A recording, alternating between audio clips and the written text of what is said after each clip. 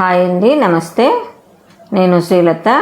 ఈరోజు high protein dosa మనం చేసుకోబోతున్నామండి. Recipe దానికి ఏమేమి అవసరము, ప్రాసెస్ ఎలా అనేది చూద్దాము. ముందుగా ఏదన్నా ఒక కొలతకి ఒక బౌల్ పెట్టుకోండి.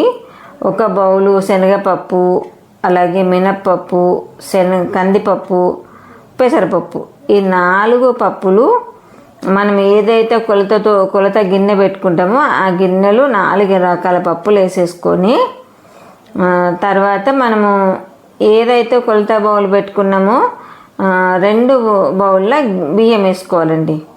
కొలతలు మాత్రము కరెక్ట్ ఇదే కొలత ప్రకారం చేసుకోండి. మీకు మంచి protein dosa, high rich protein dosa మీకు ప్రిపేర్ అవుతుందండి. ఇలా అన్ని రైసు, పప్పులు అన్నీ వేసేసుకొని ఒక 2-3 సార్లు మనము మంచిగా వాటర్ తోటి క్లీన్ చేసుకుందామండి.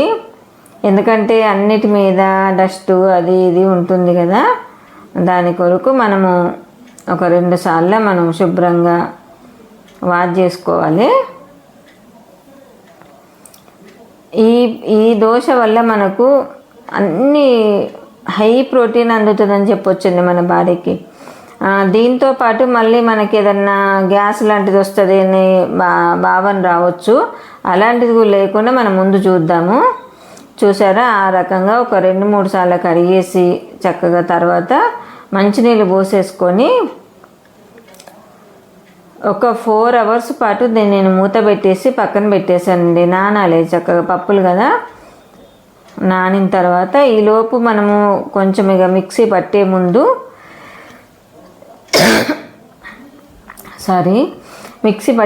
పచ్చిమిర్చి, ఉల్లిపాయలు, కొత్తిమీర అన్నీ తరిగేసి నేను పక్కన పెట్టుకొని మిక్సీ పట్టుకుంటున్నాను. ఈ పప్పులన్నీ చక్కగా నీళ్ళు లేకుండా మొత్తం మిక్సీ జార్లో వేసేసుకొని, ఒక స్పూన్ జీలకర్ర, ఒక ఏరియల్ మీద మిరియాలు వేసారు చూసారండి మీరు. ఆ మిరియాలు మనకు కంపల్సరీ వేసుకోవాలండి. ఇంకా ఉప్పు వేసాను. పచ్చిమిర్చి ఏమో కారం మన తినేదాన్ని బట్టి 4-5 అనేది అది మన ఇష్టం అండి. కారం మనకు ఎంత ఇష్టమైతే దాన్ని అంత ఎక్కువ వేసుకోవచ్చు. దీంట్లో రెడ్ చిల్లీ పౌడర్ కానీ ఎండుమిర్చి కానీ వేయొద్దు, పచ్చిమిర్చినే వేయాలి.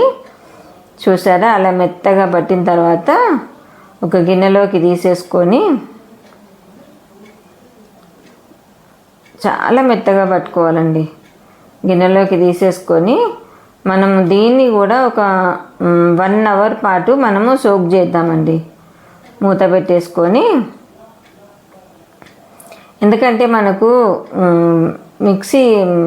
మిక్సీలో పట్టిన పప్పు కదండి, కొంచెం నానాలి. నానితేనే హీట్ అంతా తగ్గిపోయి ఆ పిండికి చక్కగా మనకు కొంచెం ఇట్లా ఫ్లఫీగా వస్తాయండి దోశలు. తర్వాత నేను తగినంత ఒక గిన్నెలోకి, ఇప్పుడు అవసరం ఉన్నంత ఒక గిన్నెలోకి తీసుకున్నాను. మొత్తంలో కూడా మనం ఉల్లిపాయలు, కొత్తిమీర అట్లా వేయకుండా మనకి ఎప్పుడైతే ఒక దోశ అవసరమా, 2 దోశలు అవసరమా దాని మట్టికే ఉల్లిపాయలు, కొత్తిమీర అలా వేసేసుకొని కలిపేసుకొని వేసుకోవచ్చండి. మనం మిగిలిన పిండిని చక్కగా స్టోర్ చేసుకోవచ్చు ఫ్రిడ్జ్లో. ఒక 3-4 రోజుల వరకైనా ఇది ఉంటుంది మనకు నిల్వ. తర్వాత పెనం పెట్టుకొని పెనంకి కొంచెం ఆయిల్ అప్లై చేసేసి ఈ దోశ మట్టుకు కొంచెం మందంగానే వేసుకోవాలండి. కొంచెం మనకు ఫ్లఫీగా వస్తుంది ఒకటి, దాంతోపాటు మనకు ఉడకడం కూడా ఈజీగానే ఉడికిపోతుంది. ఉడకదన్న సందేహం కూడా అవసరం లేదు. దానికి తగినంత ఆయిల్ వేసేసుకొని చక్కగా మూత పెట్టి స్టవ్ మాత్రము సిమ్లో పెట్టి మంచిగా కాగనియాలండి. దోశ అనేది మనకు ఇరువైపులా కూడా చక్కగా కాల్చుకోవాలండి. చిన్న మంట మీద ఎంత చక్కగా కాలితే అది అంత రుచిగా ఉంటుందండి. అలాగే నా ఛానల్ సబ్స్క్రైబ్ చేసుకోండి, లైక్ చేయండి, కంటెంట్ నచ్చితే షేర్ చేయండి. ఈ హై ప్రోటీన్ దోశ మాత్రం ఎవ్వరు మిస్ అవ్వకండి. వీలైన వాళ్ళు కంపల్సరీ నేను చెప్పిన కొలతల లాగా చేసేసుకుంటే మీకు చాలా అంటే చాలా టేస్టీగా, ఫ్లఫీగా దోశ అనేది చాలా మంచిగా వస్తుందండి.